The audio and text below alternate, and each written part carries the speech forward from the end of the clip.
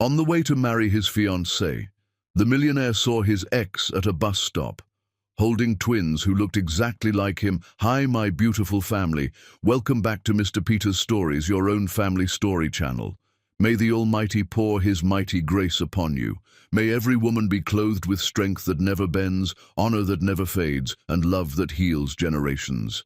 May your homes be guarded by peace, your hearts anchored in faith, and your lives lifted by blessings seen and unseen. May every silent tear be wiped away, every burden turned into victory, and every sacrifice rewarded with divine favor. If your heart is true, like the video. If your love is real, write, 'I am with Mr. Peter.'" The rain had stopped an hour ago, but the bus stop bench still glistened wet under the morning sun. David Ashley adjusted his tie in the rearview mirror, trying to ignore the tightness in his chest that had nothing to do with the perfectly knotted silk around his neck. Beside him, Sable Moreno scrolled through her phone, her diamond engagement ring catching the light with every swipe. "We're going to be late," she said softly without looking up. "The registry office closes at noon on Saturdays." David nodded, pulling the Mercedes back into traffic.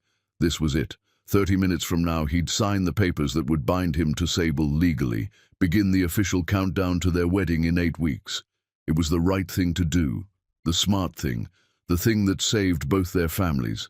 That's when he saw her. The woman at the bus stop wore a charcoal blazer that looked expensive, her natural hair styled in elegant twists.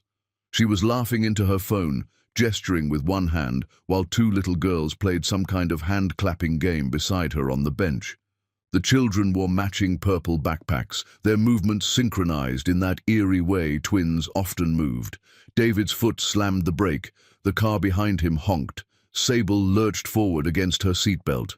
"David, what the—" But he couldn't breathe, couldn't think.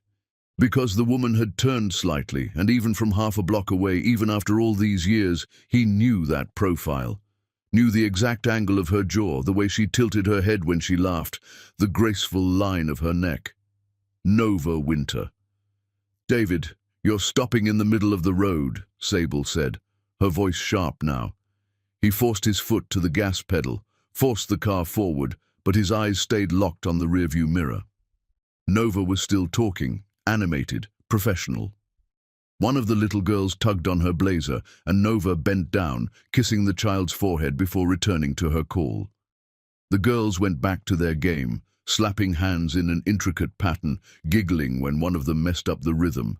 They had to be 5 or 6 years old, maybe younger.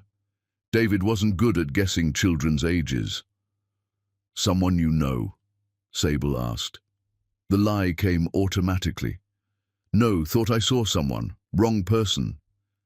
Sable studied him for a moment, then returned to her phone. "We have 23 minutes. David drove on autopilot, his mind calculating despite himself. 7 years since he'd last seen Nova. 7 years since he'd accepted the promotion that required relocation to the East Coast, since he'd told her she wasn't part of his long-term plan, since he'd chosen ambition over the woman who'd made him believe in things like destiny and soulmates and forever. 7 years. Those girls couldn't be older than 6. He nearly rear-ended a taxi. "David!" Sable grabbed the dashboard. "What is wrong with you today?" "Nothing, I'm fine." But he wasn't fine.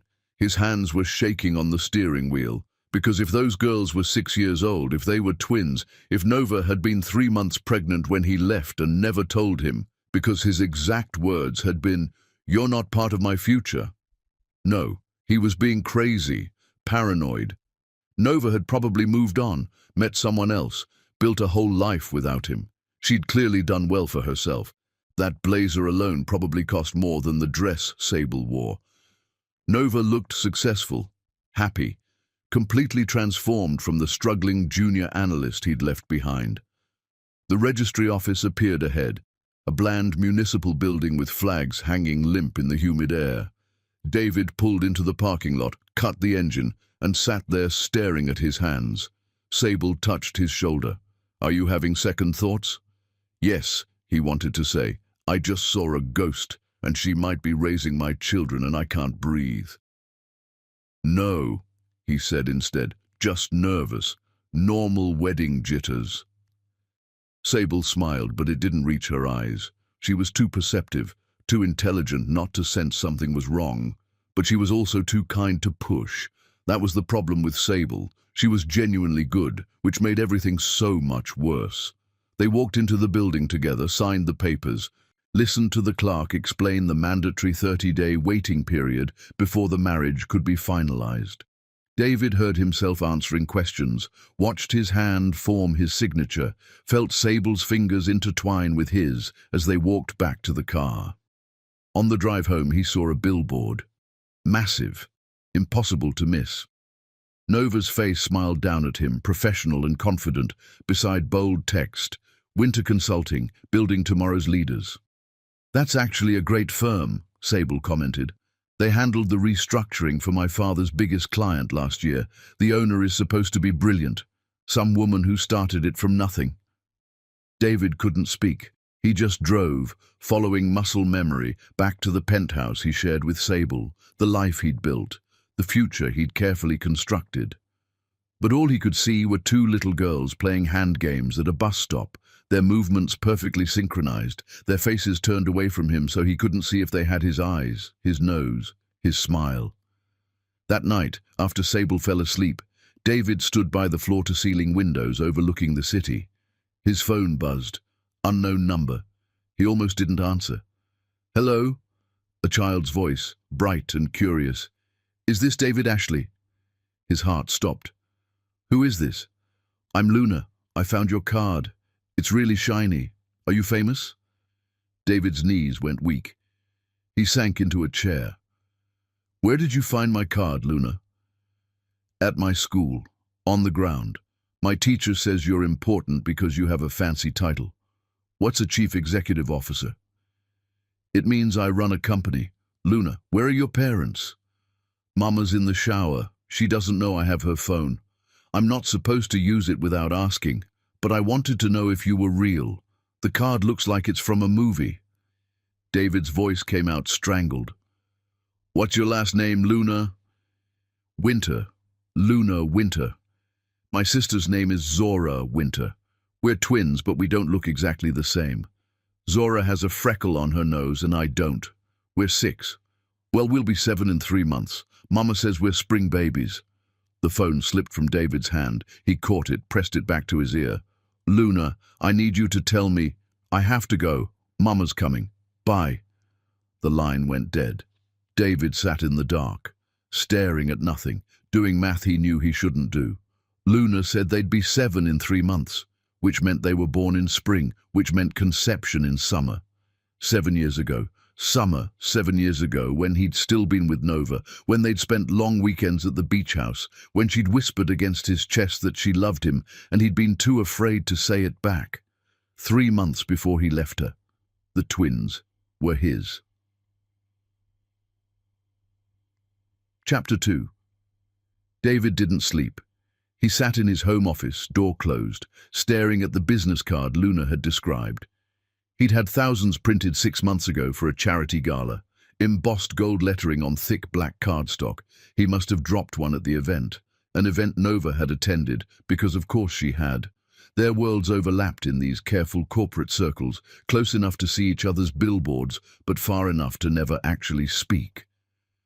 At dawn, Sable knocked softly. "You've been in there all night." He opened the door. She stood in one of his old Oxford shirts, her hair messy from sleep, concern etched across her features. Beautiful, patient Sable, who deserved so much better than this. "I couldn't sleep," he admitted. "Talk to me, David." But how could he? How could he explain that one phone call from a 6-year-old had demolished everything he thought he knew about his life? That he might have daughters he'd never met? That the woman he'd spent 7 years trying to forget had apparently built an empire while raising his children alone? "Wedding stress," he lied. "It'll pass." Sable studied him with those dark, knowing eyes. "My father called last night. He wants to announce the merger at our reception, make it official in front of everyone." Right. The merger. The carefully orchestrated business arrangement that had saved David's company 3 years ago when bankruptcy loomed, The deal sealed with an understanding. David would marry Sable within 5 years. Sable's father, Robert Moreno, was one of the most powerful corporate attorneys in the state. When David's company nearly collapsed under bad investments and market crashes, Robert had restructured everything, absorbed the debt, and rebuilt the business from ashes. The price had been clear from the beginning. "That's fine," David said. "Is it?" Sable stepped closer. "Because you look like you're about to run." "I'm not running. You ran once before. I know the story. Your sister told me about the girl you left behind when you moved here." David's jaw clenched. "That was different. That was a long time ago." 7 years, Sable said quietly. "She was pregnant, wasn't she? The woman at the bus stop yesterday, that's who you saw." The silence stretched between them like a chasm. Finally, David nodded. "I think so. I don't know for sure. But there were 2 little girls with her. Twins." Sable's face went pale. "Did you know when you left her?" "No. God, no. I would never have—" He stopped. Would he? Would he have stayed if he'd known? Or would he have made the same choice, taken the same promotion, chosen his career over everything else? He wanted to believe he would have stayed, but he didn't trust himself enough to be certain. "What are you going to do?" Sable asked. "I don't know." She turned away, arms wrapped around herself. "My father saved your company, David. He gave you everything back. This wedding isn't just about us anymore." "I know. If you walk away, both our families lose everything. The merger fails, your company goes under. My father's reputation suffers because he backed you publicly." Her voice cracked. "And I lose you." David reached for her, but she stepped away. "Don't touch me right now," she whispered. "I need to think." She left him standing there, alone in the office with the sunrise bleeding through the windows and his phone burning a hole in his pocket. He wanted to call the number back, wanted to hear Luna's voice again, ask her questions, find out everything. Instead, he opened his laptop and searched Winter Consulting. The website was sleek, professional. Nova's face smiled from the About page, her bio outlining an impressive trajectory. Founded 6 years ago, grew from a solo operation to a team of 15 consultants, specialized in corporate restructuring and strategic planning, clients across 3 states, projected revenue in the millions. She'd done all of this while raising twins alone. The office phone rang. David's assistant, calling despite it being Saturday. "Sir, I'm sorry to bother you, but you have a visitor in the lobby. She says it's urgent. A Ms. Winter?" David's heart lurched into his throat. "Send her up." He straightened his tie, ran a hand through his hair, tried to calm his racing pulse. What would he say to her? What could he possibly say after 7 years? The elevator chimed, footsteps in the hallway. His office door opened. Nova Winter stood there, and she was nothing like the memory he'd carried. She wore a navy dress that screamed expensive, her natural hair styled in an elegant updo, diamond studs in her ears. But her eyes, those eyes were exactly the same, dark and deep and currently burning with fury. "How did you find me?" she demanded. No greeting, no pleasantries. "I didn't. I mean, Luna called." "My daughter called you?" Nova's voice rose. "How did she get your number?" "She found my business card. At her school, I think. She was curious." Nova closed her eyes, took a breath. "She's 6. She doesn't understand privacy or boundaries. I'm sorry she bothered you." "She didn't bother me. Nova, I need to ask you." "No." Nova held up a hand. "You don't get to ask me anything. You don't get to show up after 7 years and demand answers." "Are they mine?" The words erupted from him. "Zora and Luna. Are they my daughters?" Nova's expression turned to stone. "What do you want, David? An apology tour? Closure? A chance to salve your guilty conscience?" "I want the truth." "The truth?" She laughed, bitter and sharp. The truth is, I was 3 months pregnant when you told me I wasn't part of your long-term plan. When you said the promotion to New York was more important than what we had. When you chose your career over me, without even asking if there might be a reason to stay. David felt the floor drop away beneath him. You didn't tell me. Why would I? You made it very clear where I ranked in your priorities. I wasn't going to trap you with a pregnancy when you'd already decided I was disposable. I never said you were disposable. You said, and I quote, "You're a great person, Nova, but you're not part of my future." Remember that? You said it standing in my apartment. Your bags already packed, your decision already made. So I let you go, and I built a life without you. Those girls at the bus stop, David said quietly. They're 6 years old. Almost 7. Are they mine? Nova met his eyes and he saw everything there. The pain, the anger, the years of struggle he'd never witnessed. Yes, they're yours, biologically, but you're not their father, David. You don't get to claim that title just because you donated DNA. The words hit him like physical blows. I didn't know. Would it have mattered? Would you really have stayed and given up that corner office, that 6-figure salary, that fast track to executive status? David wanted to say yes, wanted to believe he would have made a different choice, but they both knew the truth. He'd chosen himself. He'd always chosen himself. What do you want from me? Nova asked, her voice tired now. What do you possibly want after all this time? I want to know them. I want to meet them, be part of their lives. No. Nova's tone turned sharp as glass. You don't get to walk in and disrupt everything I've built. Zora and Luna have a good life. They're happy, stable, loved. You're a stranger to them. I'm their father. You're a sperm donor who happened to be in love with me 7 years ago. There's a difference. She moved toward the door. Stay away from us, David, I mean it. You made your choice then. Live with it now. Nova, please. I have a company to run and daughters to raise, alone, like I've done for nearly 7 years. We don't need you. She left without looking back, the door closing behind her with a soft click that sounded like a coffin lid. David stood in his empty office, surrounded by the trappings of the success he'd chosen over her, and realized he'd never felt more bankrupt in his life. Chapter 3. The medical records request arrived on Tuesday, delivered by courier to David's office. He stared at the letterhead, Winter Legal Services, and felt his stomach turn over. Luna Winter, age 6, has been diagnosed with hereditary angioedema type 3. Treatment requires comprehensive family medical history, particularly paternal lineage. As biological father, your cooperation in providing genetic background is legally requested. David's hands shook as he read the formal language, the clinical description of a condition he'd never heard of.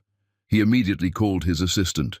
Get me the best specialist in blood disorders. I don't care what it costs. 3 hours later, he sat across from Dr. Yemi Okonkwo, a hematologist who explained in careful terms what the condition meant. Not fatal, but serious. Required monitoring, medication, lifestyle adjustments. Luna would need quarterly checkups for the rest of her life. She'd inherited it from David's side, a rare genetic mutation that skipped generations. Do you have your family's medical records? Dr. Okonkwo asked. David thought of his father, currently in hospice care with stage 4 lung cancer. Thought of his grandmother, who died from a blood clot when David was 10, the pieces clicking together. I can get them, he said. The next day, he met Nova at the children's hospital. She sat in the waiting room, exhausted, her polished armor gone. She wore jeans and a simple sweater, her hair pulled back, dark circles under her eyes. She looked up when he entered, her expression carefully neutral. Thank you for coming, she said quietly. David sat 2 chairs away, maintaining distance. How is she? Stable. They're running tests. Nova's voice was flat, professional. The doctor needs your family medical history going back 3 generations, genetic disorders, blood conditions, anything relevant. I'll get everything. My father is at Westside Hospice. I can request his records today. Nova's head snapped up. Your father is dying? Lung cancer, stage 4. He has maybe 3 months. Something flickered across her face. Sympathy maybe, or just exhaustion. I'm sorry. They sat in silence, surrounded by the antiseptic smell of the hospital and the distant sounds of children crying. David wanted to ask about Zora, about how they were handling this, about whether Luna was scared. But Nova's body language screamed, don't touch, don't ask, don't pretend you have the right. A doctor emerged, a young woman with kind eyes. Ms. Winter, Luna's asking for you. Nova stood, paused, looked at David. Do you want to meet her? Every cell in his body screamed yes. But he saw the fear in Nova's eyes, the way she held herself rigid, protecting what was hers.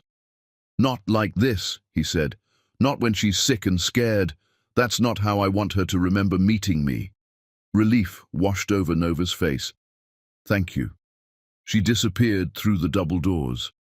David sat in the waiting room for 4 more hours, even though no one asked him to stay.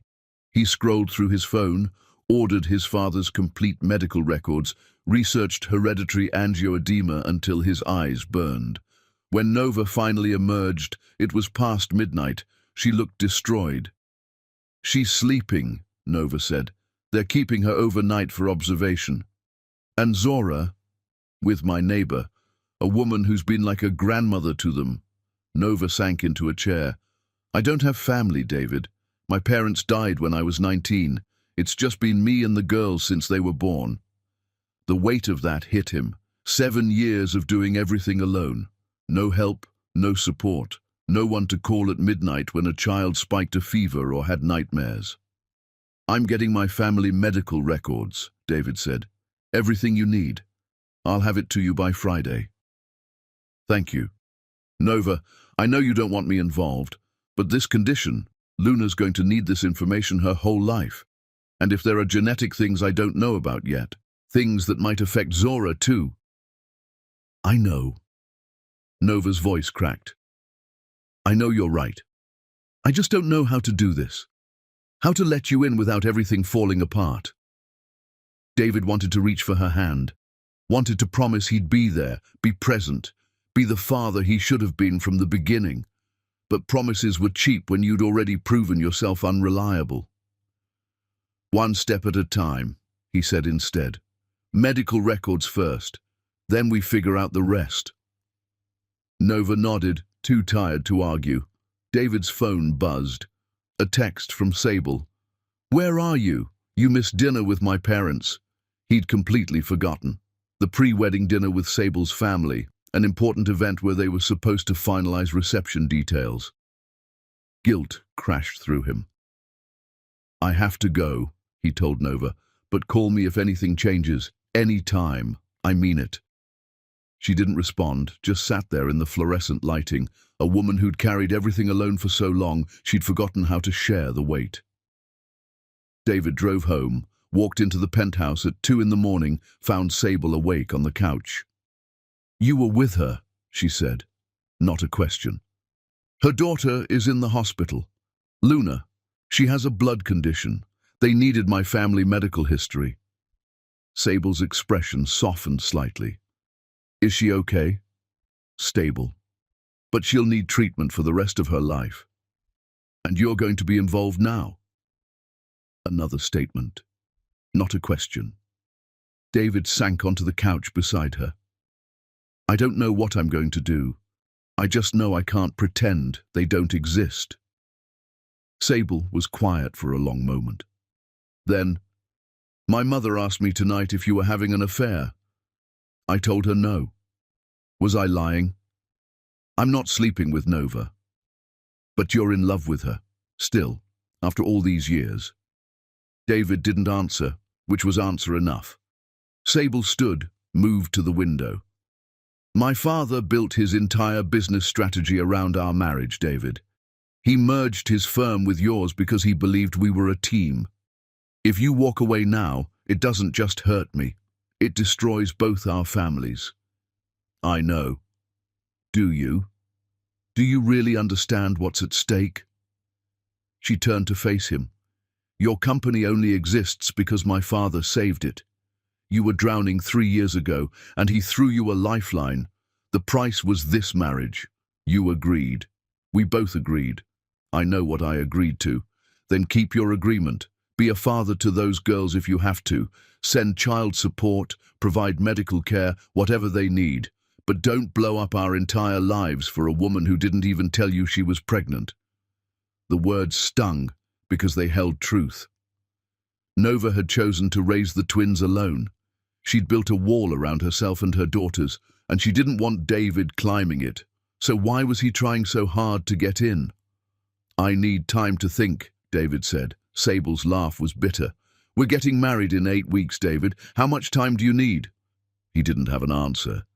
She left him sitting there in the dark, alone with his thoughts and his failures, and the knowledge that no matter what choice he made, someone he cared about would be destroyed. Chapter 4. The flashback hit David at unexpected moments. During conference calls, he'd suddenly remember the way Nova used to steal his coffee in the mornings, claiming hers never tasted as good. While reviewing contracts, he'd see her handwriting on old notes she'd left him. Good luck on the presentation. You're going to kill it. But the worst was the memory of the day he left. 7 years ago, standing in her small apartment with his bags already packed, his flight to New York booked, his new life waiting. Nova had been crying, begging him to reconsider, asking why he couldn't just delay the promotion for a few months, find a way to make the long distance work. He'd been so certain then, so absolutely sure that staying meant stagnation, that love was something you pursued after you'd secured success, not before. He'd had a speech prepared about timing and career trajectories and how sometimes the smart choice wasn't the easy choice. What he'd actually said was worse.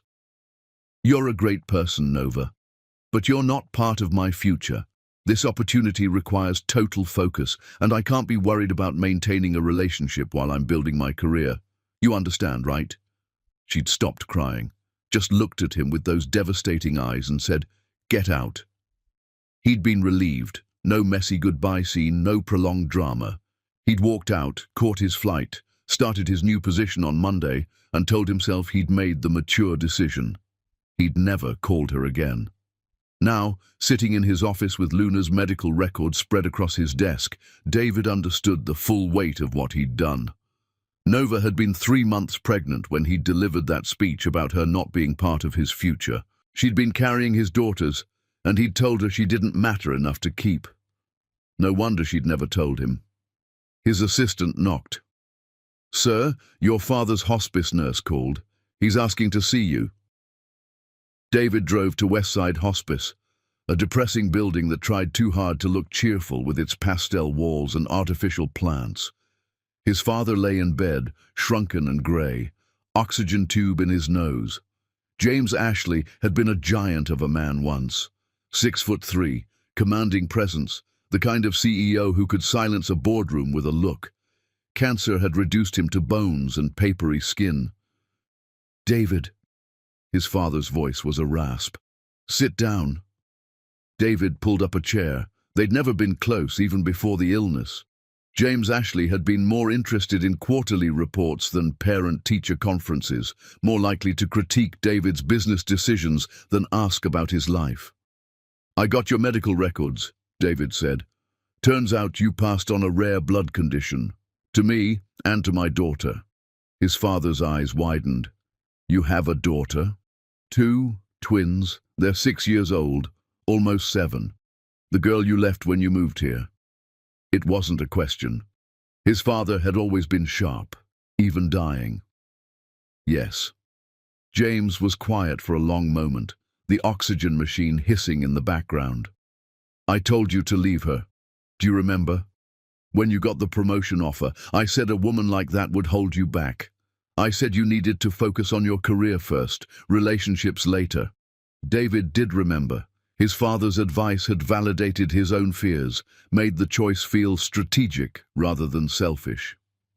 "You were wrong," David said. "I know." His father's hand trembled as he reached for a water glass.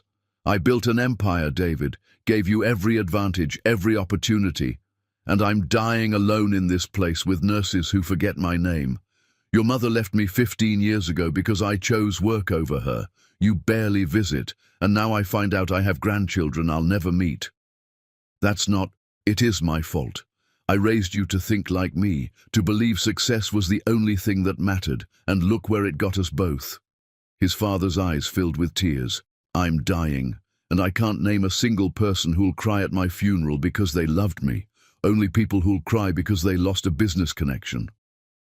David felt something crack open in his chest. "Dad, do you love her, the mother of your children?" The question hung there, impossible to avoid. David thought about Nova in the hospital waiting room, exhausted and fierce and so completely alone. Thought about the life she'd built without him, the strength it must have taken to raise twins and start a business and keep going when he'd abandoned her. "Yes," he admitted. "I never stopped." "Then why are you sitting here? Why aren't you fighting for her?" "Because I'm engaged to someone else. Because there are business obligations, family expectations, because Nova doesn't want me back." His father laughed, which turned into a coughing fit.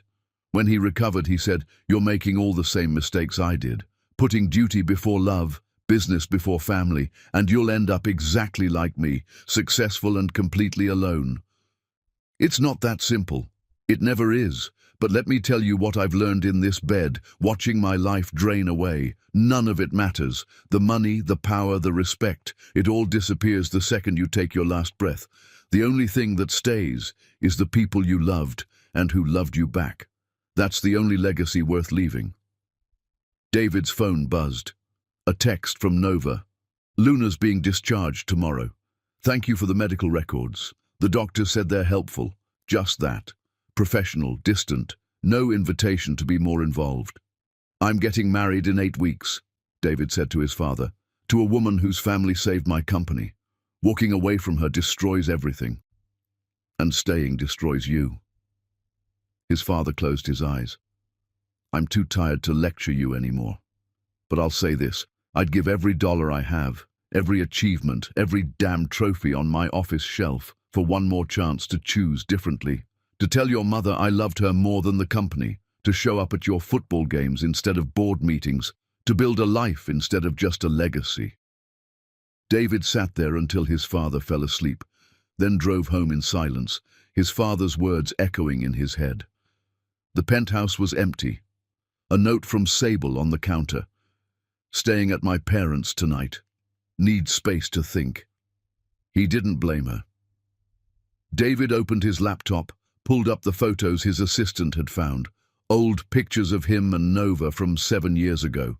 A younger version of himself smiled at the camera, arm around a radiant Nova at some company party. They looked happy, completely, stupidly happy in that way people are before life gets complicated. He'd thrown that away for a corner office. And now he had the office, the title, the success he'd sacrificed everything for. But sitting alone in his expensive penthouse, looking at pictures of the only woman he'd ever truly loved, David realized his father was right. He'd won everything and lost what mattered most. His phone rang. Unknown number. He answered. "Mr. Ashley?" A child's voice, different from Luna's, slightly deeper, more serious. "This is Zora, Luna's sister." David's heart stopped. "Zora, hi. Luna told me she called you. She's not supposed to use Mama's phone without asking, but she does it anyway." A pause. "Are you really our dad?" The question demolished him. "Yes, I am. Why didn't you ever come see us?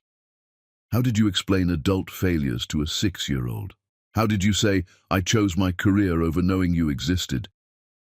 "I didn't know about you," David said carefully. "Your mama and I stopped being together before you were born. She didn't tell me she was going to have babies." "Why not? That's complicated, sweetheart." "Mama says grown-ups say things are complicated when they don't want to tell the truth." Zora sounded exactly like Nova, sharp, direct, no nonsense. David smiled despite himself. Your mama is very smart. I know, she built a whole company. She's the boss of 15 people. That's impressive. Are you going to come meet us for real? Not just talk on the phone? David's throat tightened. Do you want me to? Zora was quiet for a moment. Then, Luna does. She draws pictures of what she thinks daddies look like. None of them look like you, though. We looked you up on the computer. You're old. I'm 33. That's old. Mama's only 31. Fair point. I have to go. Mama's coming. But Mr. Ashley, if you're really our dad, you should probably start acting like it. Because Mama works really hard, and sometimes she cries at night when she thinks we're asleep, and I think she's lonely. The line went dead. David sat in the dark, holding his phone, feeling like he'd just been lectured by a 6-year-old and deserved every word. Zora was right. If he was their father, he needed to act like it. But what did that mean when the mother of his children had built a wall so high he couldn't see over it, and he was engaged to a woman whose family had saved him from bankruptcy with the understanding that he'd marry her? He didn't have an answer, but his father's words kept echoing. You'll end up exactly like me, successful and completely alone. David looked around his empty penthouse at the expensive furniture and the view of the city and the life he'd built on the foundation of abandoning the woman he loved. Maybe he was already there. Chapter 5. The newspaper article appeared 3 days later. Moreno-Ashley merger signals new era in corporate law. David read it over breakfast while Sable sat across from him, perfectly composed in a cream silk blouse. They'd been circling each other carefully since her mother's comment about affairs, both too afraid to push the conversation that needed to happen. My father wants to make the merger announcement at our wedding reception, Sable said, not looking up from her tablet. He's already drafted the press release. David set down his coffee. Sable, we need to talk about this. About what? Our wedding? The merger? Or the fact that you've been emotionally absent for 2 weeks? All of it. She finally met his eyes. I know the story, David. My sister told me everything 3 years ago when my father first proposed this arrangement. The woman you left behind to take the New York promotion. How you were supposedly heartbroken for months but threw yourself into work. How you built this company from nothing and nearly lost it all in the market crash. David hadn't known Sable's sister, Rebecca, had such detailed information about his past. What else did she tell you? That you were running from something. That you worked 18-hour days not because you loved it, but because you were trying to forget. Sable's voice was steady, but he could see the pain in her eyes. I thought I could be the person who made you stop running. I thought if I just loved you enough, was patient enough, you'd eventually choose me fully. Sable, let me finish. She stood, moved to the window. 3 years ago, when your company was drowning and my father offered to save it, I knew what he was asking. A marriage between our families, a merger sealed by a wedding. But David, I didn't have to agree. I'm 30 years old. I've had other offers, other relationships. I chose this because I wanted you. The guilt was crushing. I know. Do you? Do you understand that while you were making calculated business decisions, I was falling in love with you? That every dinner, every charity gala, every quiet morning like this, I wasn't playing a part. I was building what I thought was our future. David couldn't speak.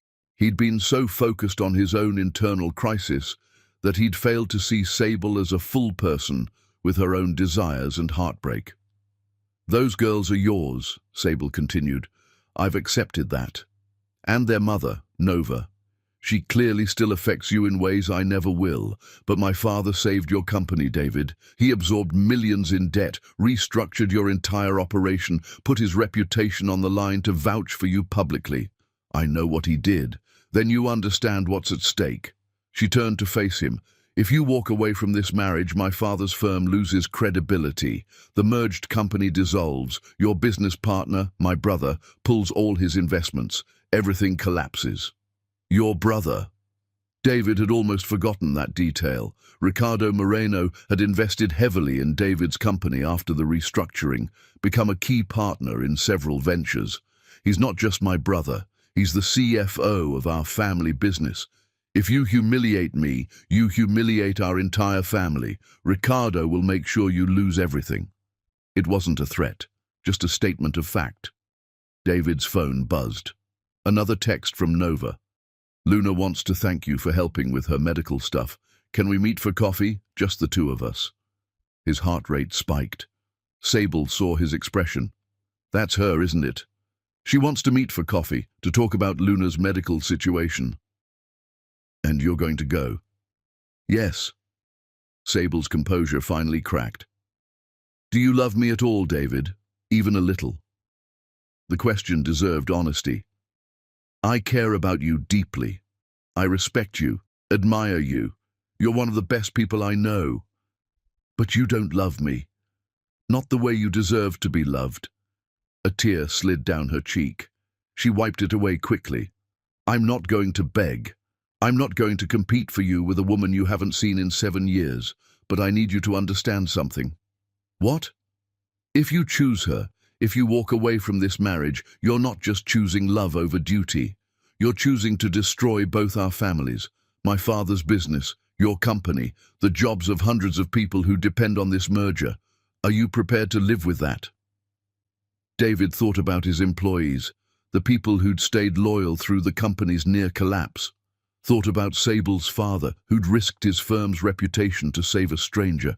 Thought about his own father, dying alone because he'd made too many selfish choices. I don't know, he admitted. Then figure it out, because our wedding is in 6 weeks, and I won't stand at that altar wondering if you're wishing I was someone else. She left the room, shoulders straight, dignity intact. David sat alone with Nova's text glowing on his screen. He typed back, tomorrow, the cafe on 7th Street, 10 a.m. Her response came immediately. See you there. The next morning, David arrived early. The cafe was quiet, tucked into a corner building with exposed brick and mismatched furniture. Nova walked in exactly at 10, wearing dark jeans and a burgundy sweater, her hair loose around her shoulders. She looked like the woman he'd fallen in love with 7 years ago. Thank you for meeting me, she said, sitting down across from him. Of course. How's Luna? Better. The medication is helping.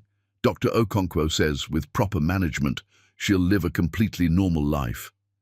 That's good. They ordered coffee, sat in awkward silence until it arrived. Finally, Nova spoke. Luna keeps asking about you. Both girls do, actually. Zora called you, didn't she? David nodded. She told me I should start acting like a father. A small smile. She's very direct. Like her mother. Nova's smile faded. I didn't plan this, David. I didn't want them to know you existed. Not yet. Maybe not ever. Why not? Because I didn't want them to be disappointed when you didn't care, when you chose your important life over being their father. The words hit like arrows. Is that really what you think of me? What else should I think? You left me without looking back, built an entire life in another city, never once checked if I was okay.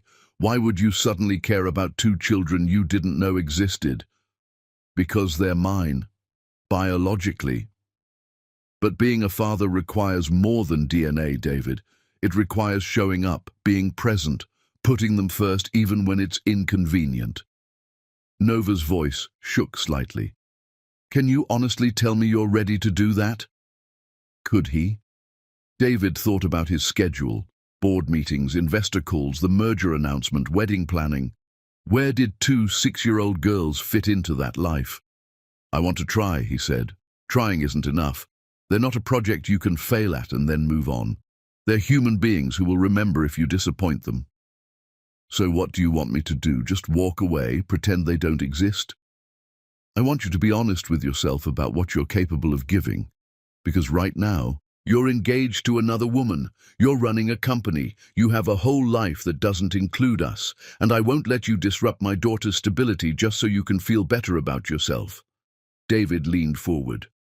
What about you? What about me? Are you seeing anyone? Is there someone else in the girls' lives? Nova's laugh was bitter. I run a company and raise twins alone, David. When exactly would I have time to date? Besides, after you, I didn't really trust my judgment in men. The admission hung between them.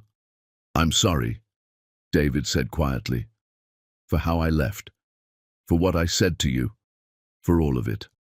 Sorry doesn't change anything. Then what would? What would change things? Nova was quiet for a long moment. I don't know if anything can. We're different people now. You have your life, I have mine. Maybe the best we can do is figure out some kind of custody arrangement that works for the girls. Is that really what you want? Joint custody with a stranger?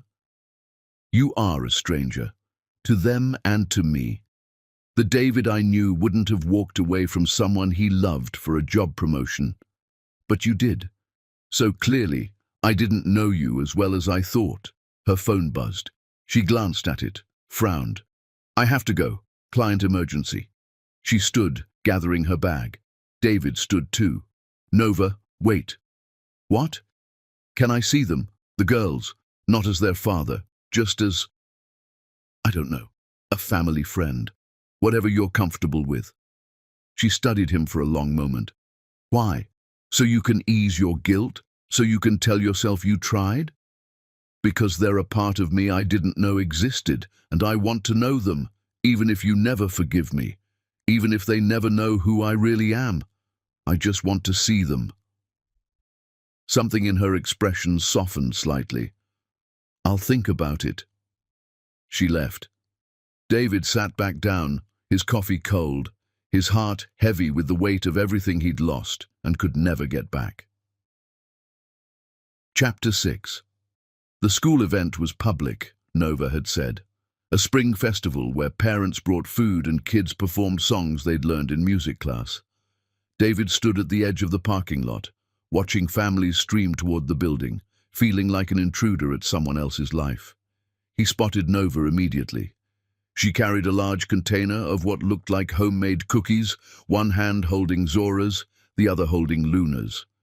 The girls wore matching yellow dresses with different colored cardigans, purple for Zora, pink for Luna.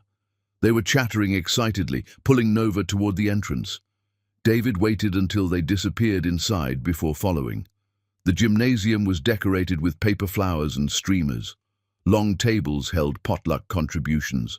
Parents mingled while children ran around shrieking with the particular chaos of 6-year-olds hopped up on sugar and excitement. David found a spot against the back wall, half hidden behind a support column.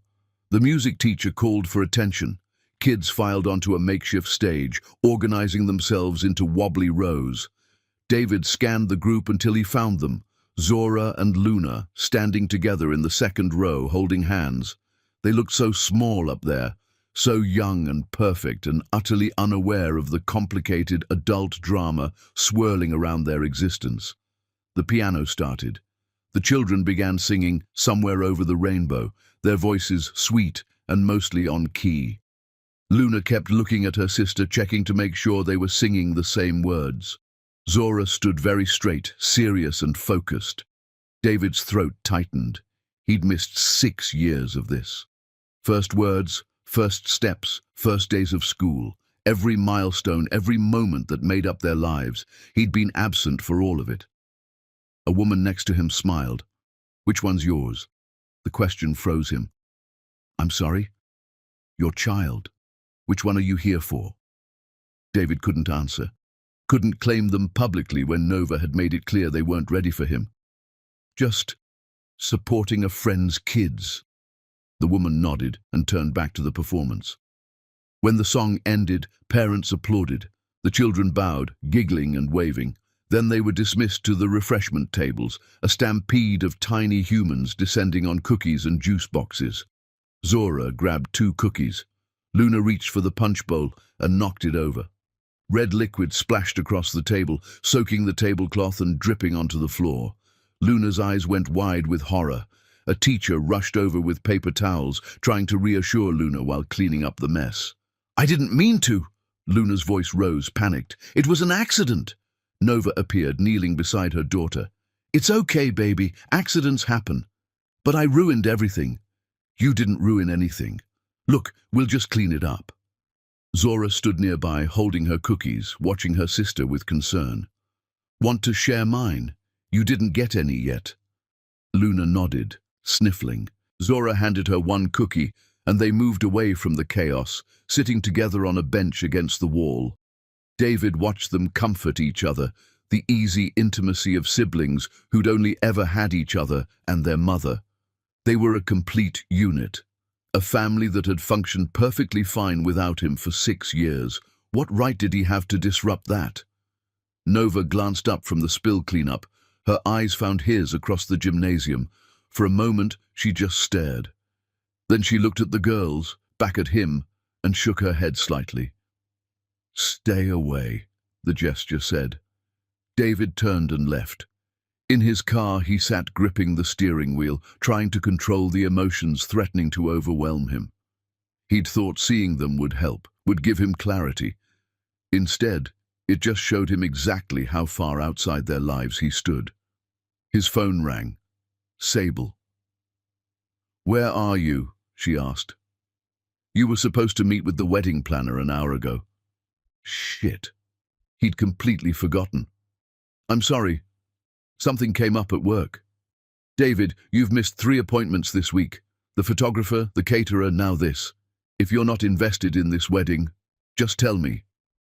"I'm invested." "Are you?" "Because it feels like you're somewhere else entirely." She was right. He was somewhere else, standing outside a life he could observe but never be part of. "I'll reschedule," he said. "I promise." "My mother is starting to ask questions. My father too. They're not stupid, David. They can see you're distracted." "I know. I'll handle it." "Will you? Because in 5 weeks, we're standing in front of 300 people making vows, and I need to know you're going to show up, actually show up, not just physically be there." "Sable, I love you." Her voice broke. "I know you don't feel the same way, but I need you to know that. I'm not doing this for my father's business or for the merger. I'm marrying you because I want to build a life with you, and it's killing me that you can't give me the same." David closed his eyes. "I'm sorry. Stop apologizing and make a choice, her or me, the past or the future, because this limbo is destroying us both." She hung up. David sat in the parking lot while families packed up around him, children being loaded into car seats, parents chatting about weekend plans. Normal people living normal lives, uncomplicated by impossible choices and the weight of mistakes made years ago. His phone buzzed with an email from his lawyer. Subject: Final merger documents. He opened it, scanned the dense legal language. The merger between his company and the Moreno family firm was complete pending one final condition: his marriage to Sable Moreno within the next 8 weeks. Everything was riding on this: his company, his employees' jobs, his business partners' investments. The careful structure Robert Moreno had built to save David from bankruptcy, and all he could think about was 2 little girls sharing cookies on a bench, taking care of each other because no one else ever had.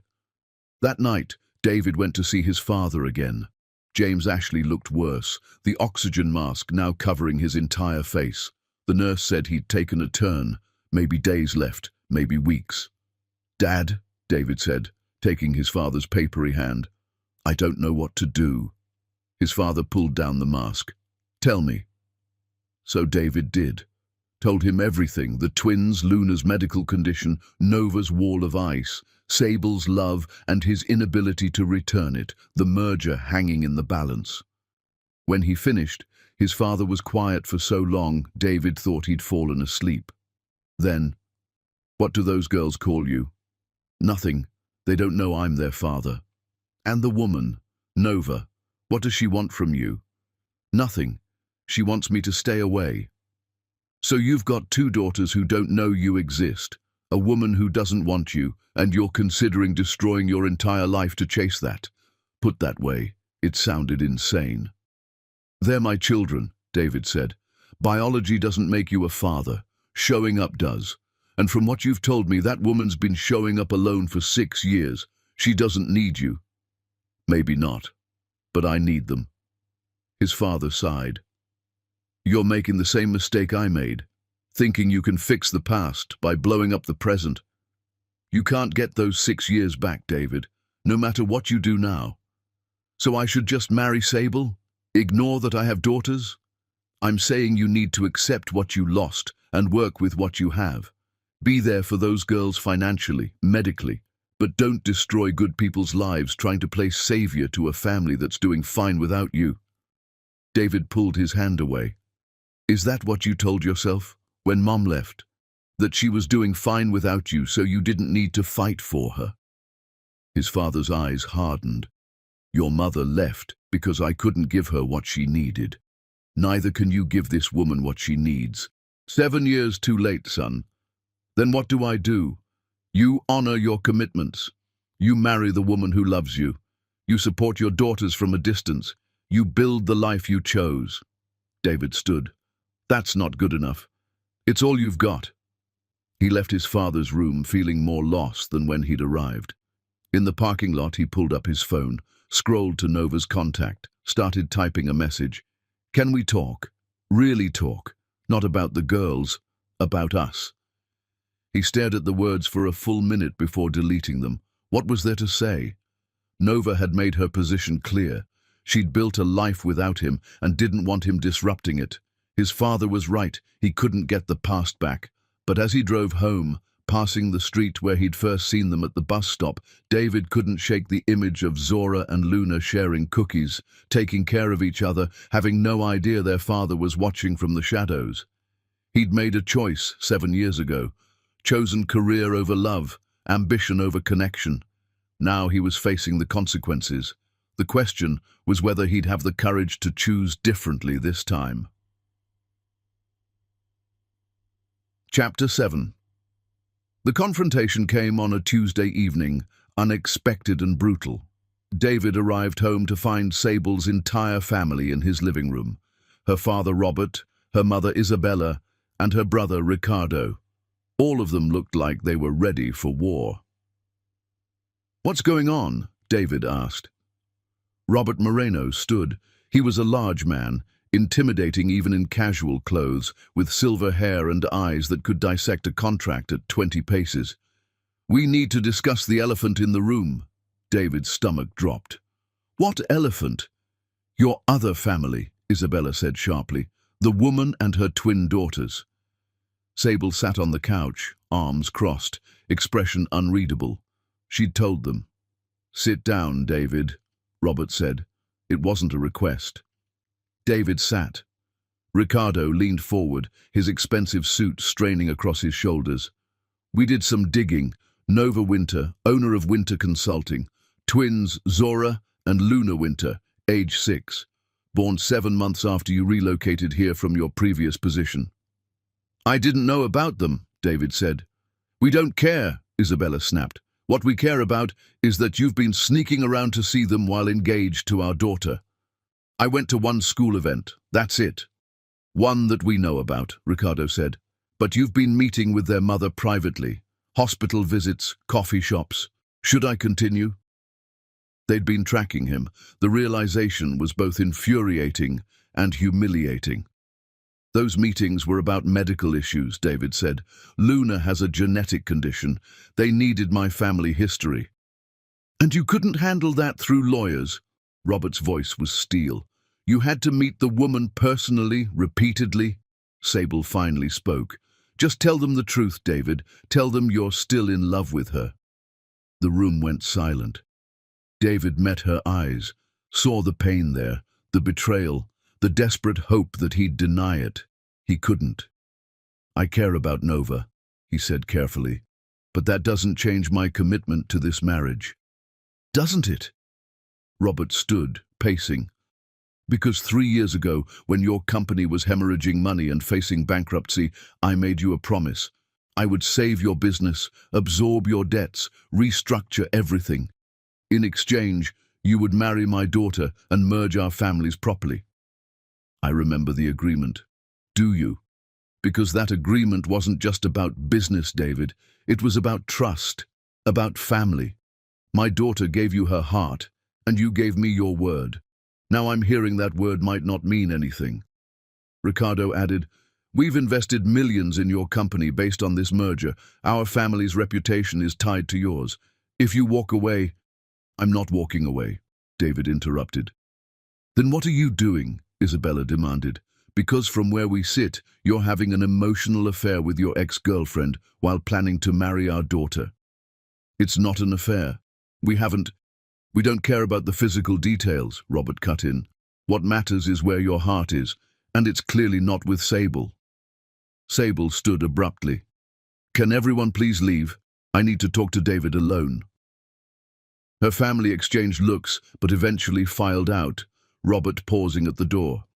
"You have until the weekend to make a decision. Either you're all in on this marriage, or we pull everything. The merger dissolves, our investments are withdrawn, and you can try to rebuild your company from the ashes, again." The door closed behind them. David and Sable stood in the sudden silence, the weight of ultimatums and unspoken truths crushing the air between them. "I didn't tell them to ambush you," Sable said quietly. "My mother figured it out. She has investigators for her own cases, and she got curious. I wasn't trying to hide anything." "Weren't you? You've been disappearing for hours, making excuses, missing appointments. What did you think we'd assume? That I was dealing with a complicated situation. By yourself, without talking to me, without including me in any of it." Sable's voice shook. "I'm supposed to be your partner, David, your future wife, but you shut me out completely." She was right. He'd compartmentalized everything, kept his world separate, tried to manage the impossible without letting anyone see how badly he was drowning. "I'm sorry," he said. "Stop saying that. Stop apologizing and actually change something." Tears streamed down her face now. "Do you know what it's like loving someone who can't love you back? Watching you go through the motions of our life together while your heart is somewhere else entirely." "Sable, I'm not finished. You want to know the worst part? I keep hoping you'll wake up one day and suddenly see me, really see me, not as the solution to your business problems or the woman who's convenient, but as someone worth loving, someone worth choosing. You are worth choosing. Then why don't you choose me?" She stepped closer, vulnerable and raw. "I know I wasn't your first choice. I know you agreed to this marriage for practical reasons, but I thought maybe, over time, you could fall in love with me. Was I delusional?" David wanted to lie, wanted to tell her what she needed to hear, that he could grow to love her properly, that time would fix everything, but she deserved better than lies. "I don't know," he admitted. "I care about you deeply. I respect and admire you. But when I'm honest with myself, I don't know if I can give you the kind of love you deserve." Sable closed her eyes. "Thank you for finally being honest. I'm sorry. If you say sorry one more time, I'm going to scream." She wiped her tears, pulling herself together. "I need you to understand something. My father doesn't make empty threats. If you walk away from this marriage, he will destroy you. Not out of revenge, he's not that petty, but because you'll have proven yourself unreliable, and unreliable people don't deserve his help." "I know. And Ricardo, my brother, he's not just your business partner. He's the one who brought in most of our major clients after the restructuring. If he pulls out, your company loses 60% of its revenue." David hadn't known that specific number. The reality was somehow worse than he'd imagined. "So here's what happens if you choose her," Sable continued, her voice steady now. "Your company folds, your employees lose their jobs. Every professional relationship you've built gets destroyed because word will spread that you broke an engagement to chase an old girlfriend. Your reputation in this city will be finished. And if I choose you, we get married. We build a life together. You support your daughters financially and medically, but from a distance. Eventually, maybe, you learn to be content if not happy." She paused.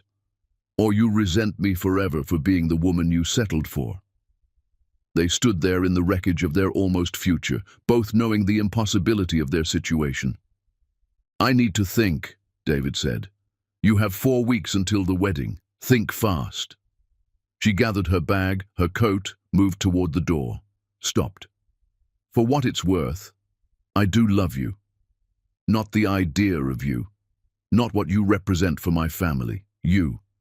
The man who works too hard and drinks terrible coffee and has a weird obsession with organizing his closet by color. I love you, David, and I wish that was enough. She left. David stood alone in his expensive penthouse, surrounded by everything his choices had bought him, and felt completely bankrupt. His phone buzzed, a text from an unknown number. This is Luna. Mama doesn't know I have her phone again. I wanted to tell you we're learning about families at school. Teacher says families are the people who love you no matter what. Do you love us? The question destroyed him. He didn't know how to answer a 6-year-old's text about love when he'd spent his entire adult life running from it. Before he could type a response, another message. Mama's coming. Bye. David sat on the couch, phone in hand, and did something he hadn't done in years. He cried.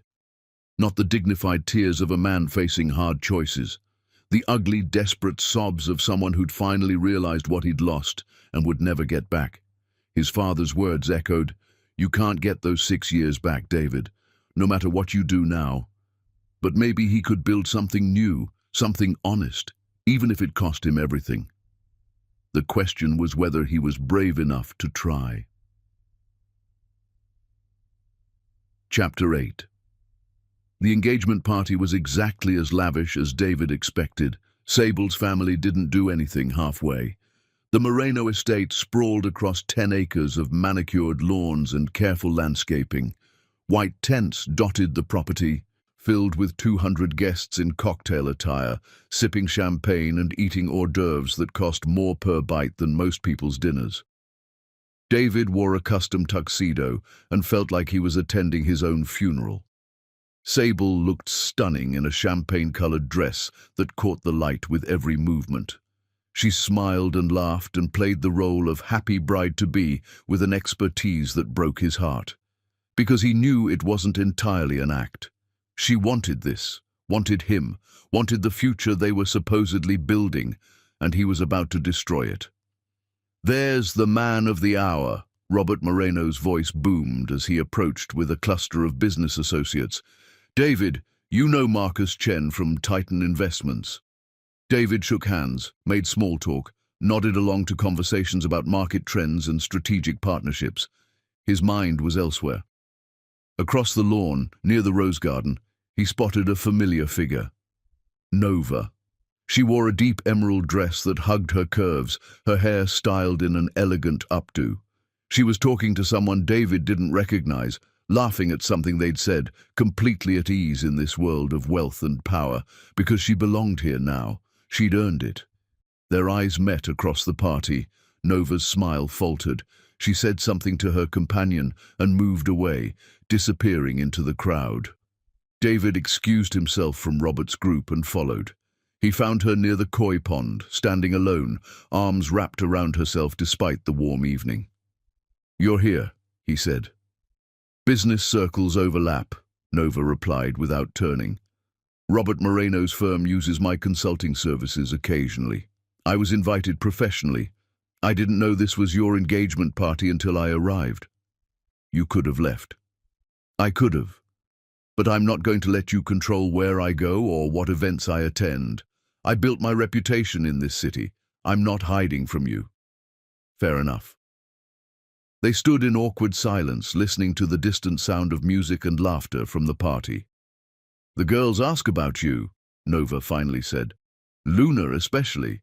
She wants to know when she can meet you properly, not just talk on the phone. David's chest tightened. What did you tell her? That you're very busy, that grown-up situations are complicated. Nova turned to face him. I didn't tell her you're getting married in 4 weeks. Nova, don't.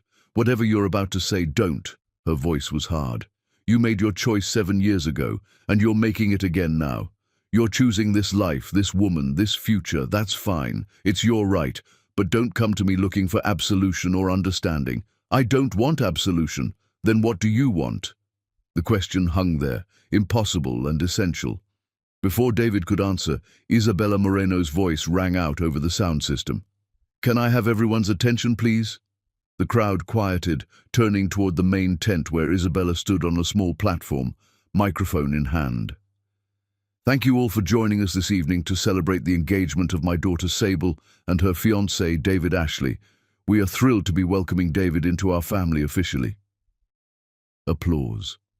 Sable joined her mother on the platform, smiling graciously. And now, Isabella continued, I'm delighted to announce that we've set the official wedding date. 4 weeks from today, Saturday the 28th, Sable and David will be married at St. Catherine's Cathedral, with the reception here at our home. More applause. David felt his throat close. Isabella handed the microphone to Robert, who launched into a speech about family and legacy and the importance of the Moreno-Ashley merger to the business community. David couldn't hear it. The world had narrowed to the sound of his own heartbeat and Nova's presence beside him. 4 weeks, Nova whispered. You didn't tell me it was so soon. I didn't know they were announcing it tonight. Congratulations.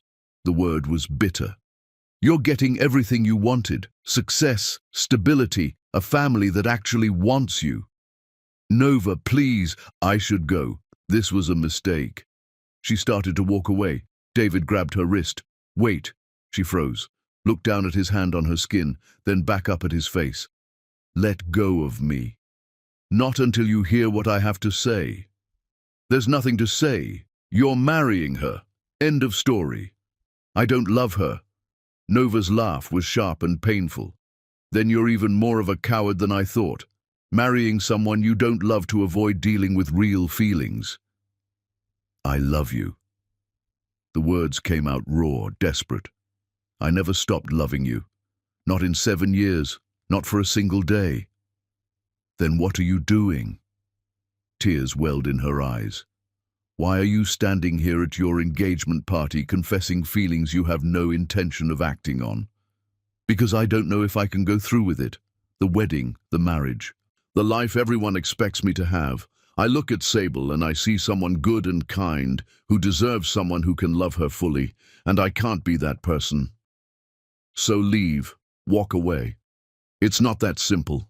It is that simple. You're just too scared to do it. She was right. He was terrified. Terrified of losing everything he'd built. Terrified of disappointing people who'd invested in him. Terrified of ending up like his father, alone and filled with regrets. On the platform, Robert was finishing his speech. And now I'd like to ask the happy couple to join me for a toast. David, Sable, where are you? Heads turned, searching. Someone spotted David by the koi pond, with Nova. Whispers rippled through the crowd. David dropped Nova's wrist. I have to go, play your part. Nova's voice was ice. Just don't expect me to wait around for you to grow a spine. My daughters and I are leaving the city. I accepted a job in Seattle. We move in 3 weeks. The words hit him like a physical blow. What? I got the offer a week ago. Triple my salary, equity stake in a national firm, fresh start for the girls. I've been thinking about it for a while, but after seeing you tonight, I made my decision. We're done with this city, with you, with hoping for something that's never going to happen. Nova, please don't. David! Sable's voice called from the tent. We need you for the toast. Nova stepped back. Go to your fiancé, toast your future, and let me have mine. She walked away, disappearing into the darkness beyond the party lights. David stood frozen for a long moment. Then he turned and walked back to the platform, climbed the steps, took the champagne flute someone handed him. Sable's hand found his. Her fingers were cold. Robert raised his glass. To David and Sable. May their union be blessed with love, prosperity, and the strength to weather any storm. To David and Sable, the crowd echoed. David raised his glass, drank the champagne, tasted nothing. Later that night, after the party ended and the guests departed, David sat in his car in the empty parking lot of his office building. He pulled out his phone, scrolled to his father's hospice number. The nurse answered. "Mr. Ashley, I'm glad you called. Your father has been asking for you. He's not doing well. If you want to see him, you should come soon." David drove to the hospice, found his father awake, lucid, the oxygen mask covering most of his face. "Hey, Dad," David said, sitting in the chair beside the bed. James pulled down the mask. "You look like hell." "Feel like it too." "The engagement party was tonight, wasn't it?" David nodded. "Did you go through with it? Announce the wedding date?" "Sable's mother announced it, 4 weeks from now."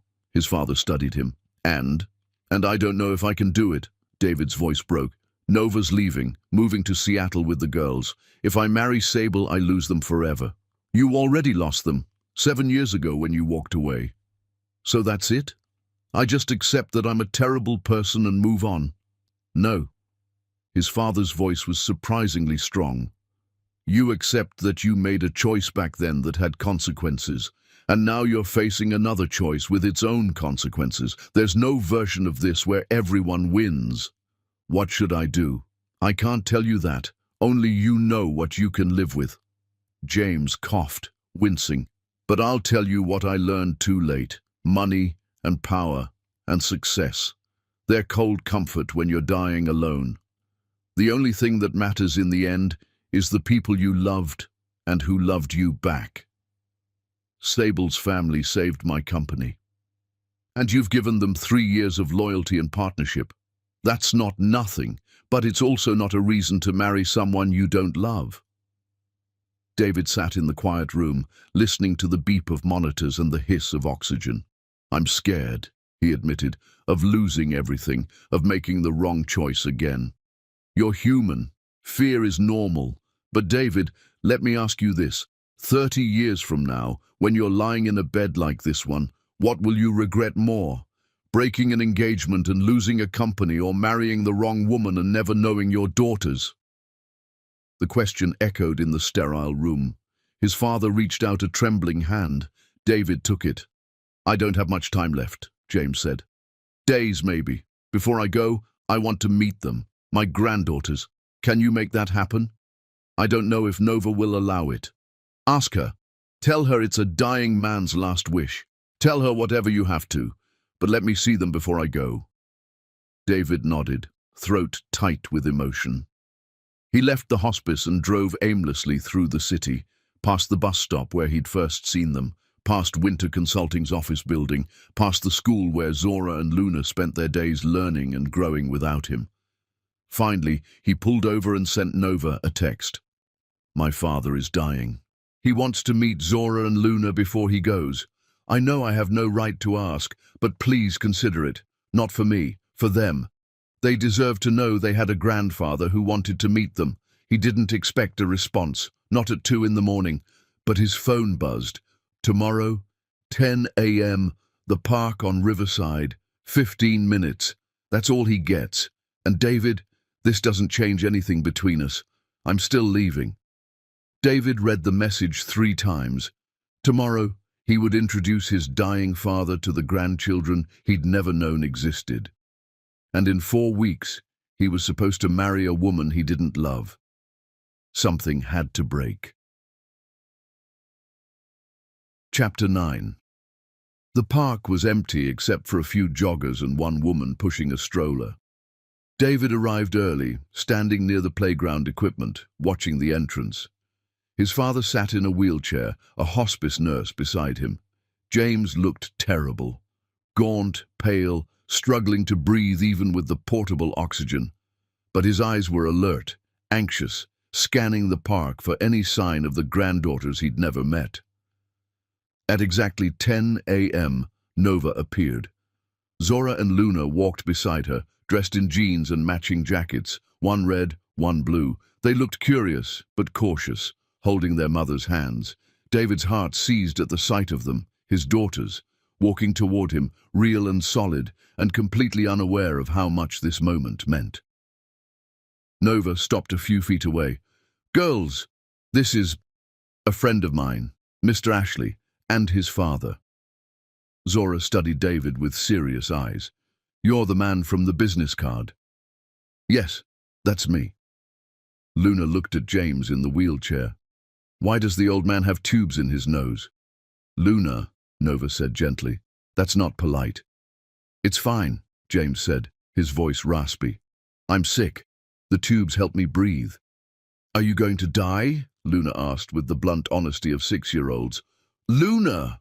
Nova looked mortified, but James smiled. "Yes, sweetie. Soon." "That's sad," Zora said. "Death is when you stop being alive. We learned about it in school." "What did you learn?" James asked. "That everyone dies eventually. But before you do, you're supposed to do important things and love people." "Your teacher is very smart. Did you do important things?" Zora shrugged. "We're only 6. We haven't had time for important things yet." James laughed, which turned into coughing. The nurse adjusted his oxygen. When he recovered, he said, "Can I tell you girls a secret?" They nodded, stepping closer. "The most important thing I ever did wasn't building a business, or making money, or any of the things grown-ups usually think matter. The most important thing was being a father. And even though I wasn't very good at it, it was still the best part of my life." Zora looked at David. "Are you his son?" "Yes." "So that makes you our—" "What?" Nova tensed. David could feel her panic, her desperation to protect them from information they weren't ready for. But before he could answer, Luna said, "I think he's our dad. Zora and I talked about it. We figured it out." The world stopped. Nova's face went white. "Luna, where did you—" "We're not stupid, Mama," Zora said quietly. "We look like him. And you always get sad when we ask about our father. And that lady at school said we have Mr. Ashley's eyes. So we figured it out." David couldn't breathe, couldn't think, just stared at these 2 brilliant little girls who'd solved the mystery on their own.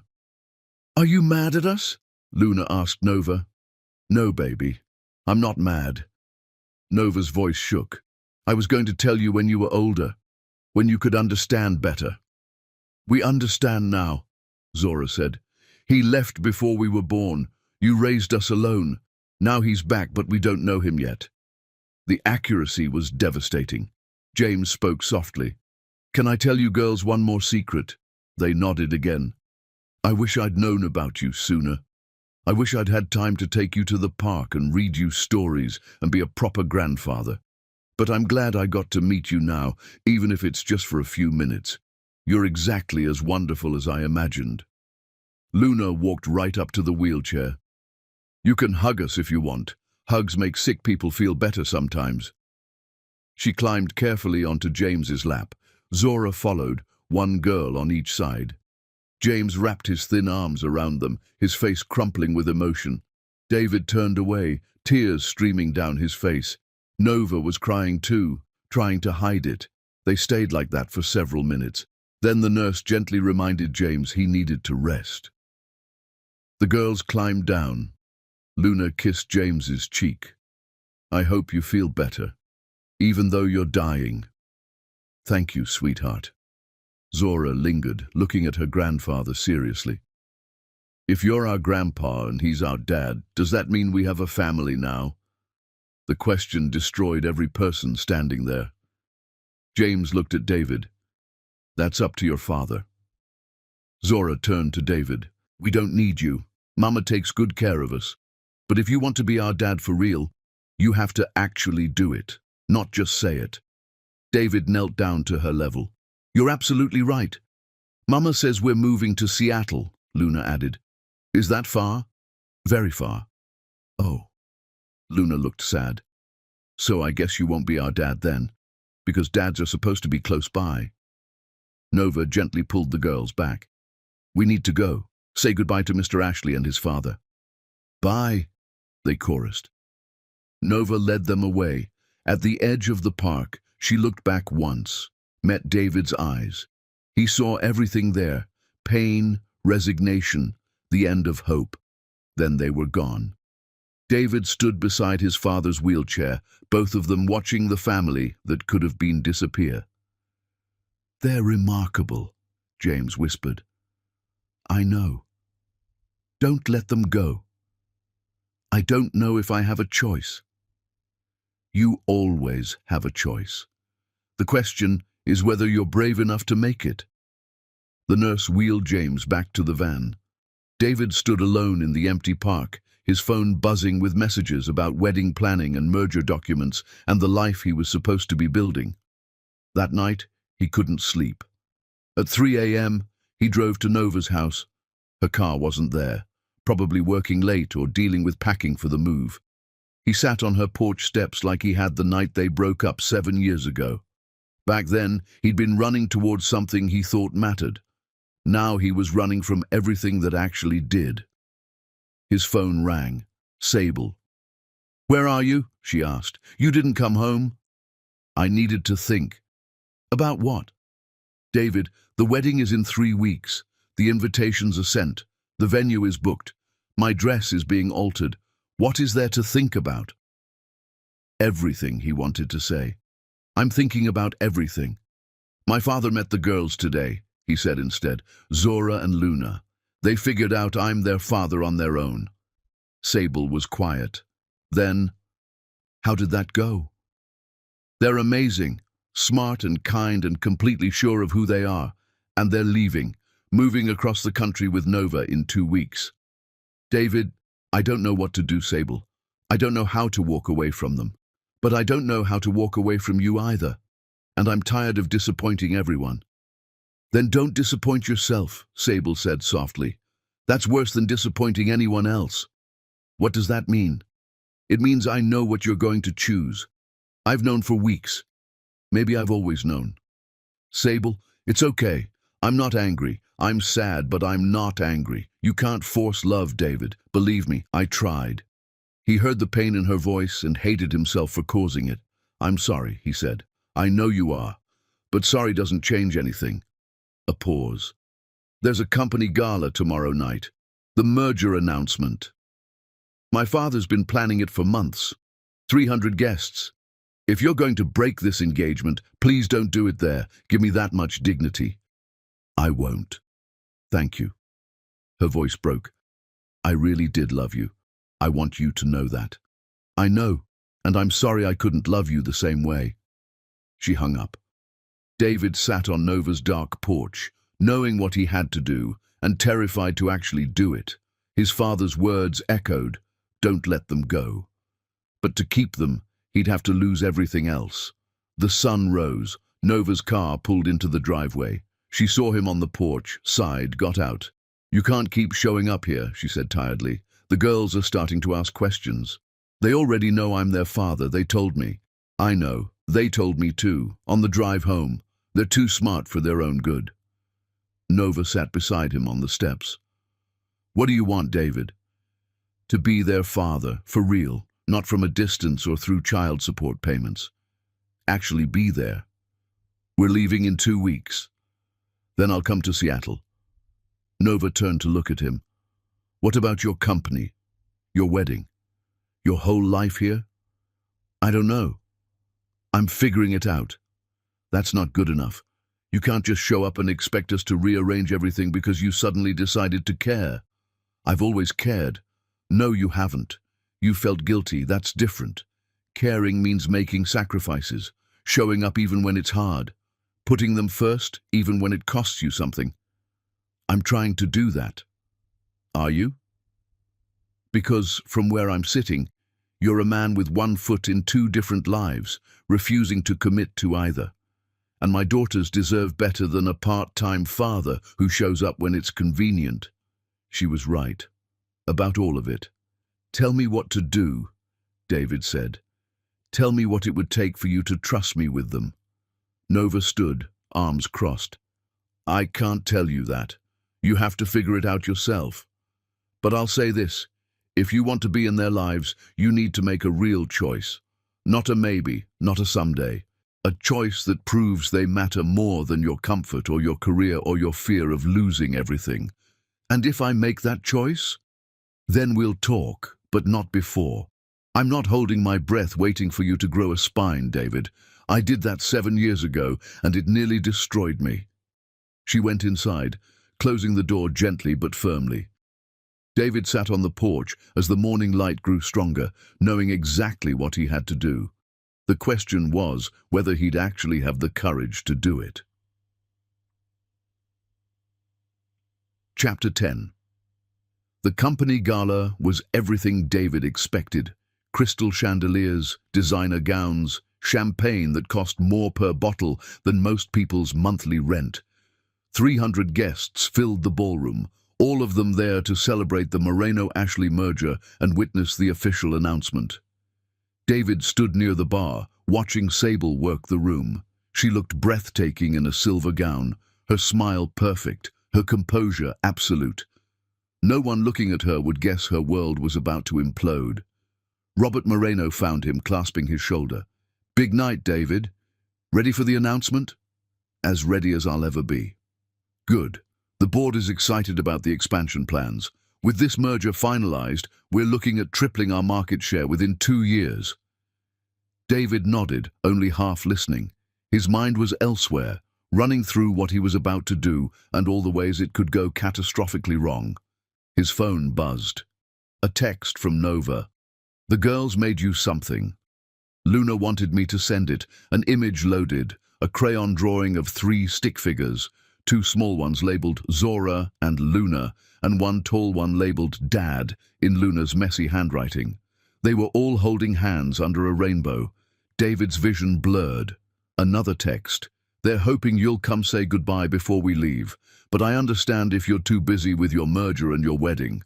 We're used to managing without you." The words cut deep, because they were true. A server announced dinner. Guests moved toward assigned tables. David found his seat next to Sable at the head table, alongside her parents and brother.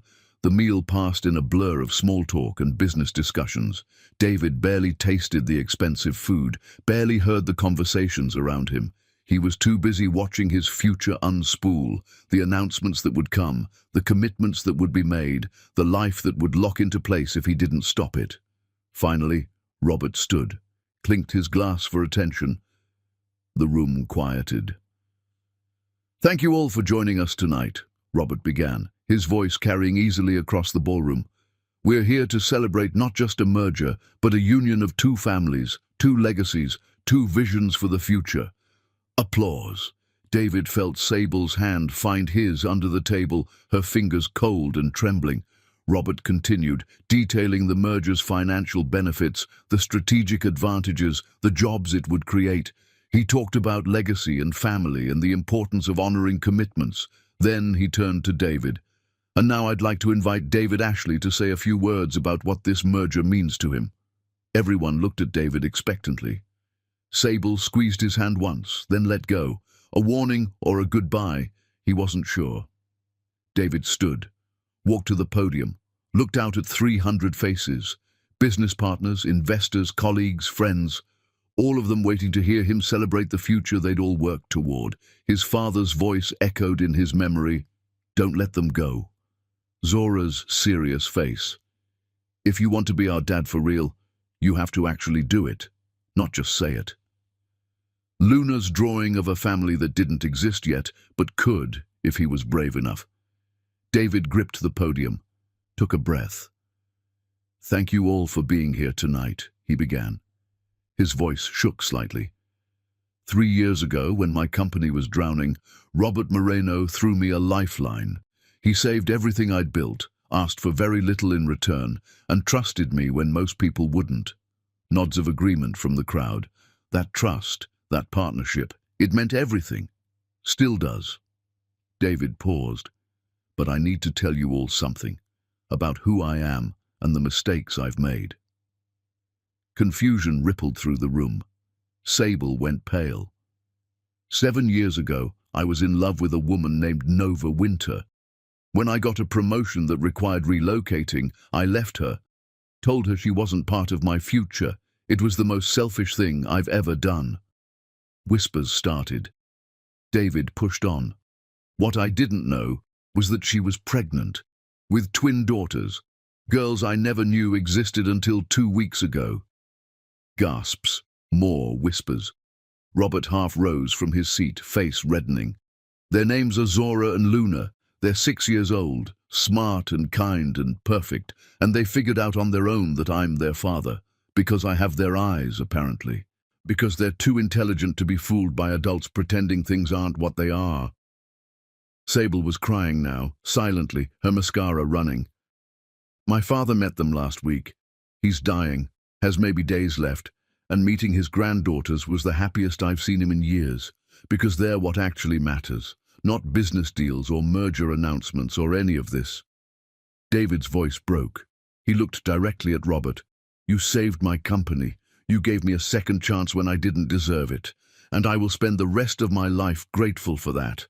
But the price you asked, marriage to your daughter, I can't pay it. Because Sable deserves someone who loves her completely, not someone who's pretending while his heart is somewhere else. David, don't! Robert's voice was thunder. I'm in love with Nova Winter. I have been for 7 years, and she's leaving, taking my daughters to Seattle in 10 days, because I've been too much of a coward to choose them, to sacrifice this comfortable life for something real. The room was dead silent now. David turned to Sable. I'm so sorry. You are one of the best people I've ever known. You deserve a love story that's all about you, not one where you're competing with ghosts. And I can't give you that. Sable stood, dignity somehow intact, despite her tears. You're really doing this? Here? Now? I promised you I wouldn't do it at this event. I'm breaking that promise. I'm breaking all of them, because I finally realized, 7 years too late, that the only promise worth keeping is the one I make to myself. To be honest, to choose what's real over what's comfortable. Isabella stood, furious. You are destroying both our families. I know, and I'm sorry, but I can't marry your daughter while teaching my daughters that love means settling for less than you deserve. Ricardo was on his feet now too. You understand what this means. The merger is dead. Every partnership, every investment gone. Your company won't survive the week. I know. Then you're a fool. Probably. But I'd rather be a fool who tried than a coward who didn't. David set down the microphone. The room erupted in chaos, shouting, accusations, the scrape of chairs as people stood. Security moved toward him. David didn't resist as they grabbed his arms, began escorting him toward the exit. He looked back once, saw Sable standing alone at the head table, surrounded by her family, watching him leave. For a moment, their eyes met. I really am sorry, he mouthed. She nodded once, then turned away. David was pulled through the ballroom, past shocked guests and flashing phone cameras. Someone was already live-streaming this. By tomorrow, his professional reputation would be destroyed. He didn't care. Outside, in the cool night air, security released him. You need to leave the property, now. David walked to his car, hands shaking, adrenaline crashing through his system. He'd done it. Actually done it. Thrown away everything he'd spent years building for a chance at something he might never get. His phone was blowing up. Texts, calls, notifications. He ignored all of it. Drove to Nova's house. Her lights were on. He could see movement through the windows. Packing boxes, probably. Getting ready for the move. David sat in his car for a long moment, then got out, walked to her door, knocked. Nova answered in sweatpants and an old t-shirt, hair in a messy bun, tape dispenser in one hand. She stared at him. You're supposed to be at your gala, she said. I was. I left. Why? Because I chose you. I chose Zora and Luna. I chose being honest over being comfortable. Nova's expression didn't change. What does that mean, David? It means I just told 300 people that I'm in love with you, that I can't marry Sable because you're the only one who matters. It means I probably destroyed my company and my reputation and every professional relationship I have. You did what? I chose you. I finally, actually chose you. Nova stepped back, letting him see inside her house. Boxes everywhere, half-packed. The girls' artwork on the walls, their backpacks by the door. We're still leaving, she said quietly. The words hit him like a punch. What? We're still moving to Seattle. I accepted the job. The girls are enrolled in their new school. I'm not changing my entire life because you had a dramatic moment at a party. Nova, I just gave up everything. No, you gave up what you should have given up 7 years ago. You don't get a medal for finally doing the right thing. Her voice was steady, but her eyes were wet. Do you know what it took to build this life, to raise twins alone while starting a business, to be strong enough for them when all I wanted to do was fall apart? I know. You don't know. You have no idea. And now you show up, having destroyed your own life, expecting me to fix it, to tell you it's all okay and welcome you back with open arms. That's not... I don't trust you, David. I don't trust that this isn't just guilt or panic or another impulsive decision you'll regret later, because that's what you do. You make big, dramatic choices, and then you leave when they get hard. I'm not leaving this time. Prove it. Nova crossed her arms. Prove that this isn't about you feeling noble or trying to ease your conscience. Prove that you actually want to be a father, not just play one when it's convenient. How? Tell me how, and I'll do it. She was quiet for a long moment. Then, the girls are asleep upstairs. They made you that drawing because Luna thought you might want to remember what we look like when we're gone. She doesn't expect you to choose us. None of us do. I'm choosing you right now. Words are cheap, David. You're standing on my porch at midnight, jobless and broken, because you finally hit rock bottom. That's not the same as choosing us. That's just having nowhere else to go. The accusation stung because part of it was true. He had waited until everything else fell apart. You're right, David admitted. I should have done this years ago, or weeks ago, or any time before tonight. But I'm doing it now. And yeah, maybe it's too late. Maybe I've lost you forever. But I needed you to know, even if you never forgive me, even if you move to Seattle and I never see you again, I finally chose right. A door opened upstairs, small footsteps on the stairs. Luna appeared, rubbing her eyes, wearing pajamas with stars on them. Mama, who are you talking to? She saw David through the screen door. Her eyes went wide. Mr. Ashley, did you come to say goodbye? David knelt down to her level. Not goodbye, Luna. I came to tell you something. What? That I'm your dad. And I've been a terrible father so far. I wasn't there when you were born, wasn't there when you took your first steps or said your first words. But if you and your sister and your mama will let me, I want to try to do better. Zora appeared next to Luna, also in pajamas. Better how? By showing up, being there. Even when it's hard or inconvenient, even when I mess up, which I probably will a lot, but actually trying. Are you moving to Seattle with us? Zora asked. David looked at Nova. If you'll let me. Yes. What about your company? Nova asked. Your life here? I don't have a company anymore. After tonight, I probably won't have much of anything, but I'd rather start over with you than keep building something without you. Luna looked at her sister. Some silent communication passed between them.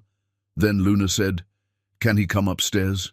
We want to show him our room before we have to pack it. Nova's jaw tightened.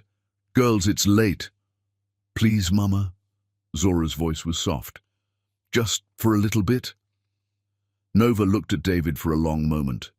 He could see the war in her eyes, the desire to protect herself and her daughters versus the tiniest possibility that maybe this time he meant what he said. Finally, she stepped aside. 15 minutes, then you leave. David stepped into the house. The girls grabbed his hands, one on each side, pulled him toward the stairs. You have to see the telescope Luna got for her birthday, Zora said. And the art supplies, Luna added. Mama says we can bring them all to Seattle. They showed him their room. Twin beds with matching quilts, stuffed animals everywhere, drawings taped to the walls. They showed him Luna's telescope and Zora's collection of rocks. They told him about their favorite books and their friends at school and how they were nervous about moving but also excited. David sat on the floor between their beds, listening to them chatter, and felt something crack open in his chest. This is what he'd missed. This ordinariness, this sweetness, this simple joy of children sharing their world. When 15 minutes passed, Nova appeared in the doorway. Time's up. But Mama, Luna started. Bed, both of you. It's a school night. Reluctantly, the girls climbed into their beds. David started to leave. Wait, Zora said. Will we see you again? Before we move? David looked at Nova. She gave the smallest nod. If your mama says it's okay, I'd like to see you again, as much as she'll allow. Every day, Luna asked hopefully. Let's start with tomorrow, Nova said. If you're serious about this, you can help us pack. 3 p.m. Don't be late. It wasn't forgiveness. It wasn't even acceptance. But it was a chance. I'll be here, David promised. He left them there, 2 little girls tucked into their beds, their mother watching him with guarded eyes. Outside, sitting in his car, David checked his phone. 63 missed calls, hundreds of texts and emails, all of them probably telling him what a disaster he'd created. He deleted them without reading. Then he called the one number that mattered. His father's hospice nurse answered. Mr. Ashley, your father asked me to tell you something he said, I'm proud of you, son. David's throat closed. Is he awake? Can I talk to him? He's sleeping now, but he was watching the live stream of your gala. He saw what you did, and he smiled, Mr. Ashley. First time I've seen him smile in weeks. David ended the call, sat in the darkness of Nova's street, and let himself cry. For everything he'd lost, everything he'd found, everything he still might lose. But for the first time in 7 years, the tears felt clean, like washing away old lies to make room for difficult truths.